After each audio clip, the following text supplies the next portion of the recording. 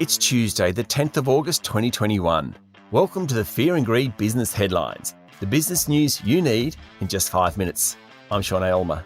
In today's headlines, the United Nations says the world is heating up, putting billions of people at risk, and Australia has been hit harder than most. Plus, the Moderna vaccination gets the green light as the spread of the virus continues. Suncorp kicks off earnings season with a special dividend and buybacks, and a massive cost blowout for the Westgate Tunnel in Melbourne. Our lead story today, the United Nations Intergovernmental Panel on Climate Change's sixth report, released last night, said the world was likely to reach 1.5 degrees of warming by 2040, even if there were deep cuts in greenhouse gas emissions.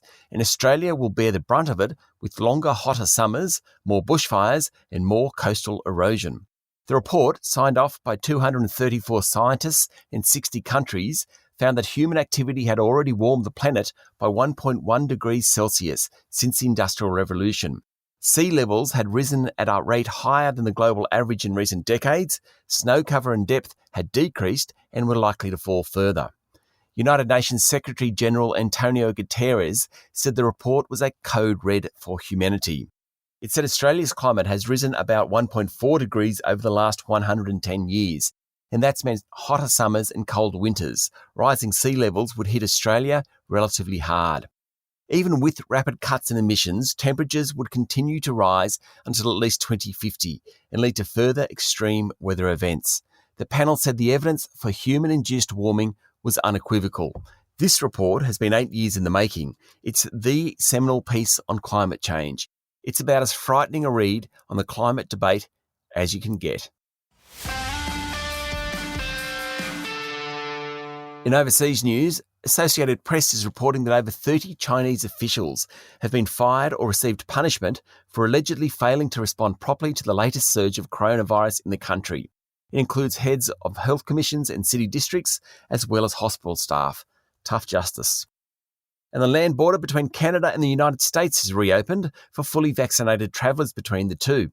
The border has been closed since March. It comes as a number of new COVID cases in the US last week hit 761,000, the highest 7-day total since February. Locally, Australia has given the green light to the Moderna vaccine against COVID-19 and expects to import 10 million doses by the end of the year. It will sit alongside AstraZeneca and Pfizer as the rollout of vaccinations pick up pace.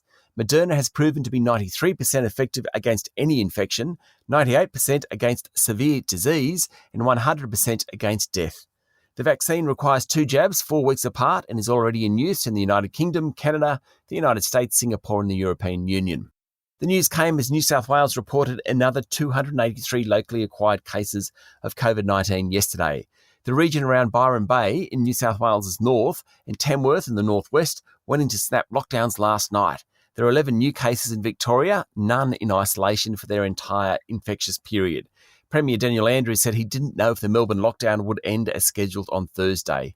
There were 4 new cases in Queensland.